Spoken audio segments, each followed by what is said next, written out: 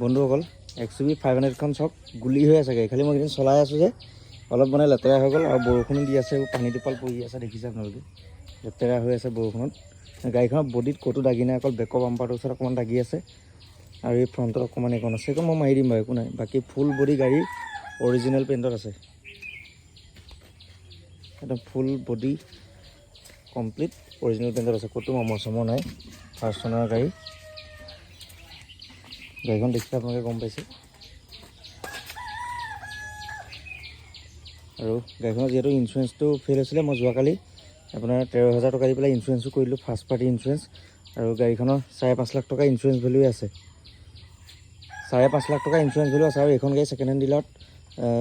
ভালকৈ জানো মই যিহেতু মই নিজেই কাষ্টমাৰকো দি আছোঁ এনেকুৱা গাড়ী একে ছেইম গাড়ী বিকাইছোঁ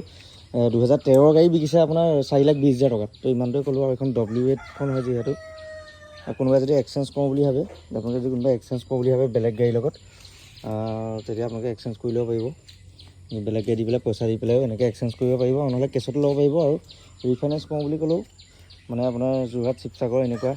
অলপ আঁতৰৰ মানুহ হ'লেও ৰিফাইনেন্স কৰিব পাৰিব খালি ৰিফাইনেন্স কৰিলে গাড়ীখনৰ দামটো 4,10,000 টকা হ'ব আৰু কেছত ল'লে 3,90,000 টকা সেইটো মই আগতে কোৱা আছে বাকী গাড়ীখন দেখিছে ভিতৰৰ চাইড একদম পূৰা A1 কণ্ডিশ্যন কোনো ছাছপেনশ্যনৰ চাউণ্ড নাই চিল ইঞ্জিন নইজ অকণ নাই ইঞ্জিনৰ পেট্ৰল গাড়ী নিচিনা স্কৰপিঅ' ষ্টাৰ্ট দিলে যেনেকুৱা চাউণ্ডটো ওলাই থাকে তাতোতকৈ মিহি সিমানটোৱে ক'লোঁ আপোনালোকক খালি মোৰ অকণ গ্লাছখন ওপৰত অকণমান আগ মেলি আছে এইখন দেখিছেনে ওপৰ চাইড এইটো চকু নপৰে ভিতৰৰ পৰা চলালে বাকী গাড়ী একদম গুলি হৈ আছে অ'কে হৈ আছে আৰু যদি কোনোবাই আপোনালোকে লয় তেতিয়াহ'লে কণ্টেক্ট কৰিব